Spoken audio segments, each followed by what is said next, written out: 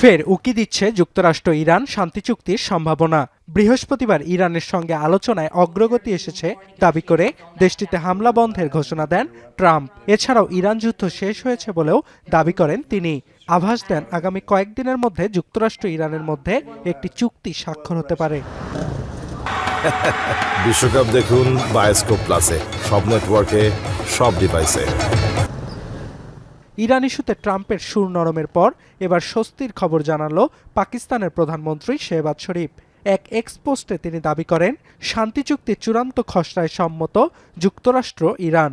এছাড়াও পরবর্তী পদক্ষেপগুলো চূড়ান্ত করতে উভয় পক্ষের সঙ্গে ইসলামাবাদ যোগাযোগ অব্যাহত রেখেছে বলেও জানান শেহবাজ শরীফ। এদিকে পশ্চিমা কর্মকর্তার বরাতে রয়টার্স জানিয়েছে রোববার জেনেভায় সমঝোতা স্মারকে সই করতে পারে যুক্তরাষ্ট্র ইরান। এতে যুক্তরাষ্ট্রের পক্ষে ভাইস প্রেসিডেন্ট জেডি ভ্যান্স ও ইরানের পক্ষে পার্লামেন্ট স্পিকার বাঘের গালিবাফ নেতৃত্ব দেবেন বলে ধারণা করা হচ্ছে। এরই মধ্যে স্বাক্ষর অনুষ্ঠানের আয়োজনের জন্য সংশ্লিষ্ট পক্ষগুলোকে প্রস্তাব পাঠিয়েছে সুইজারল্যান্ড। তবে শুরুতে শান্তি চুক্তি ইস্যুতে অগ্রগতির বিষয়টি অস্বীকার করলেও কিছুটা আশার খবর শুনিয়েছে ইরানের পররাষ্ট্র দপ্তর। দেশটির পররাষ্ট্রমন্ত্রী আব্বাস আরাকচি জানান সমঝোতা স্মারক ইস্যুতে অন্যান্য যে কোনো সময়ের চেয়ে কাছাকাছি অবস্থানে যুক্তরাষ্ট্র ইরান।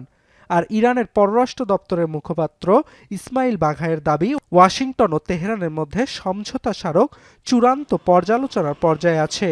এছাড়াও এ বিষয়ে চূড়ান্ত সিদ্ধান্ত অভ্যন্তরীণভাবে নেওয়া হবে বলেও দাবি তার। অর্ণব প্রসাদ, এখন বিশ্ব।